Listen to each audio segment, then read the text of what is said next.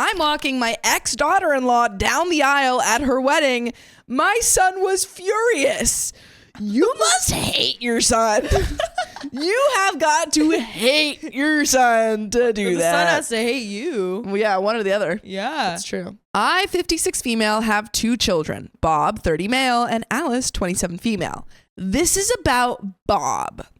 He used to be married to my daughter-in-law, Ruth, 28 female. That is until 5 years ago, Ruth discovered that Bob was cheating on her while she was pregnant with my granddaughter. Oh my gosh. Ooh, Bob sucks. Yeah.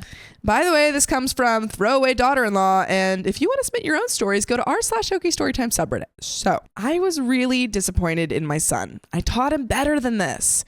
I am a single mom. My husband fell into eternal sleep years ago, and I remarried only after my kids were in their late teens. I know for sure my late husband wouldn't approve of Bob's cheating.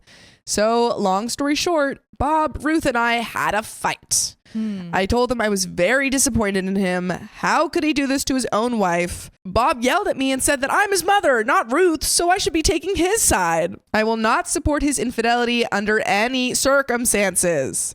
My daughter also thinks that her brother is wrong, but she's neutral about it. Bob was mad and left the house. I only saw him at the divorce hearings. I left him messages that if he wants to talk, I would be open to talk, but he didn't respond to my messages. Ruth was an orphan. She didn't have anyone else, so she saw me as her mother. Even after the divorce, she would visit me and bring me some gifts like flowers or cookies. I never stopped her. Ruth also never stopped calling me mom, even after her divorce.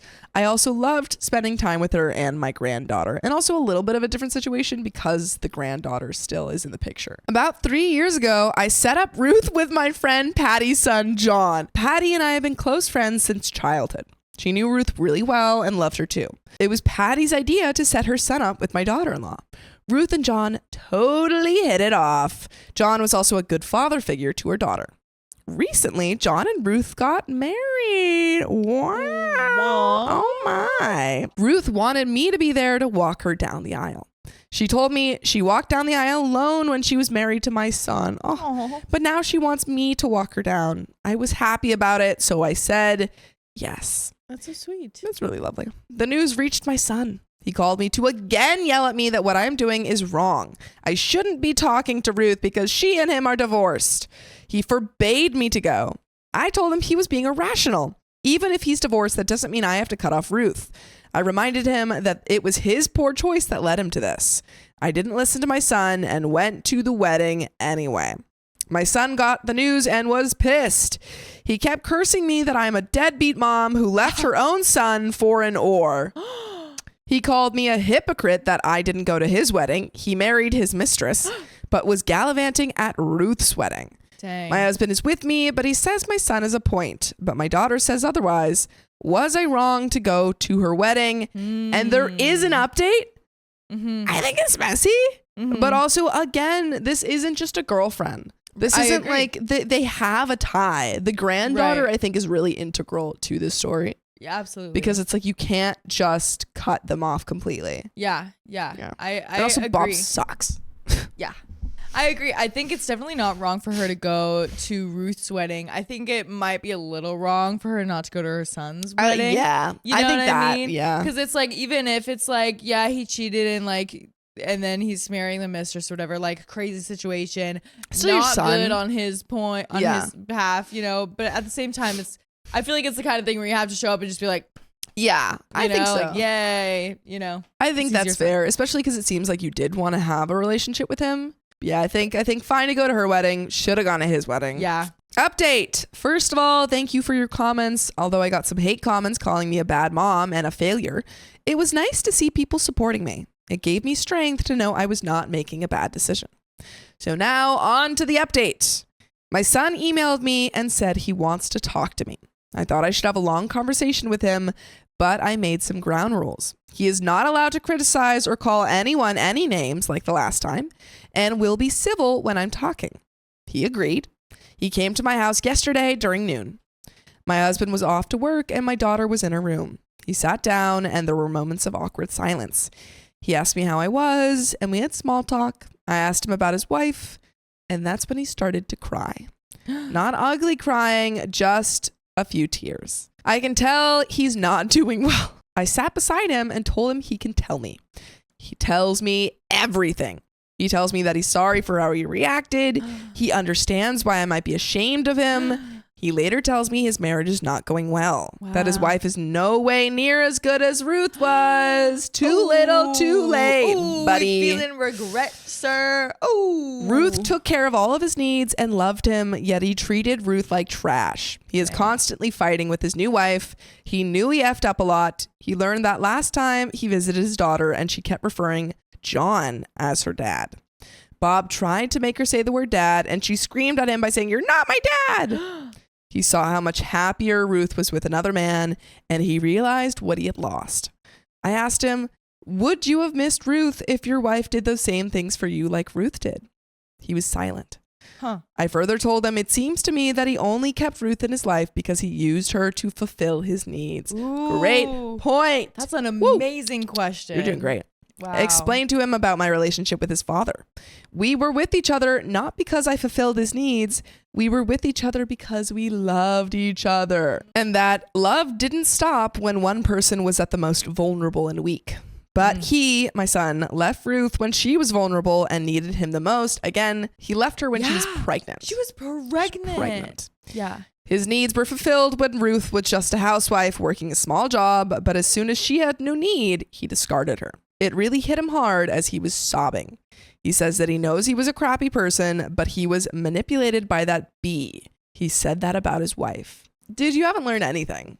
Dude. You're not taking responsibility. You weren't manipulated. On. You went willingly. Yeah. You cheated on your wife willingly. You're an adult. Yeah. Take ownership for your actions. Right. And also calling your wife a bee? To be honest, I lost my cool and yelled. He should stop blaming other people for his mistakes. Oh, You're doing great. It was his decision to cheat. It was his decision to leave Ruth. It was his decision to abandon his daughter. He cannot run away from his responsibilities and wonder why nobody is taking his side. Moreover, he hasn't learned anything from his mistakes because he is still calling his wife vile names. She just repeated what I said, and I agree. Absolutely. This is the same girl he claimed is better than Ruth. Mm-hmm. He had a choice not to cheat. He could have pushed her away when she tried to seduce him, but he didn't, because in his mind, he made this fantasy that Ruth doesn't care about him because all she ever wanted was to complete her education. I raised him better than this. He is not just insulting my upbringing, he is also insulting his own father. And he will only see suffering in his life unless he takes full accountability of his actions. So true. He told me he knows I was disappointed at him and he wants to make things right. He is trapped in a bad marriage because God is punishing him for how he treated his daughter and ex-wife. I told him if he wants to be a good man, he should start by apologizing to Ruth and become cordial with his daughter. I also gave him a reality check that his daughter already sees John as her dad, so I have doubts she would start calling him dad anytime soon, but he should at least try. I told him to apologize to his sister as well. If he is really miserable in his marriage, he should get a divorce or try counseling. Whatever decision he makes, I will support him. But that does not mean I will forgive his wife because she has also done Ruth wrong. Unless she makes an apology to Ruth, I don't think I can see her as a decent person. Understandably so. And also, I think you need to be like, dude, you need the only course of action here is work things out with your wife or divorce her. Don't say, oh, it's not working and then go freaking cheat on her. Lastly, I told him that even though I am very much disappointed in him, I still love him, which, yeah. There you go. I will always guide him to what is right. He will always be my son, but this is his chance to be a better man. I believe in second chances. This time, I hope he cleans up his act. I am proud of him that he acknowledges his wrongdoings. And there is an update. Wow. Great. Really great. Honestly, I think OP's doing a great job. A great job. I feel like it'd be really hard. I haven't been in this situation, but I've seen friends, siblings or stuff, really, I know really cool parents. Yeah. Who are just amazing people and cool single moms and stuff. Right. With I remember one of the single moms had this son who was, younger. Yeah. It's just he was really going into that kind of not alt-right, but alpha man pipeline. And you could see the descent. I'm like, what is happening? And I'm I feel as a parent, how do you handle when your kids are becoming their own person and they make mistakes.